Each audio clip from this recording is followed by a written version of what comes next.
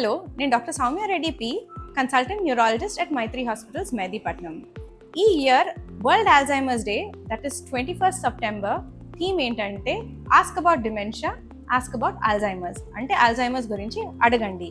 So after the questions, Alzheimer's generally elderly population, that is 65 years కన్నా ఎక్కువ వాళ్ళని effect చేస్తుంది. ఏజ్ పెరుగుతూ ఉంటే యాక్చువల్లీ రిస్క్ పెరుగుతూ ఉంటుంది. ఈ మధ్య కాలంలో పాపులర్ మూవీస్లో వచ్చినట్టుగా యంగ్ పాపులేషన్ని జనరలీ ఎఫెక్ట్ చేయదు. కొన్నిసార్లు జెనెటిక్ ఫార్మ్స్ ఆఫ్ ఆల్జైమర్స్లో స్లైట్లీ యంగర్ పాపులేషన్ని ఎఫెక్ట్ చేస్తుంది. ఆల్జైమర్స్కి ఫస్ట్ సిమ్టమ్స్లో ఈ రోజు నిన్న జరిగిన విషయాలు ఎక్కువగా మర్చిపోతారు. ఇంపార్టెంట్ వస్తువులు కూడా, బంగారాలు లాంటివి, డబ్బులు లాంటివి ఇక్కడక్కడ పెట్టి మర్చిపోయి వెతుకుతూ ఉంటారు.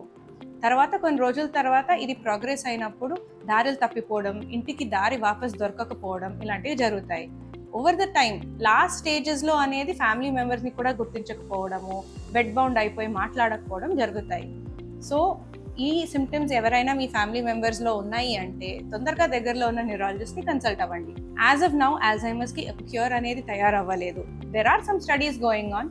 కానీ ఇప్పటి వరకు ఉన్న మందులతో ఆ ఆల్జైమర్స్ అనేది ఎక్కువ ఫాస్ట్గా పెరగకుండా మనం ఆపగలిగే ప్రయత్నం చేయొచ్చు.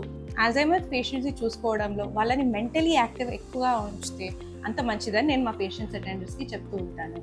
వాళ్ళకి అన్నీ అందిస్తే ఆ పనులు కూడా చేయడం మర్చిపోతుంటారు.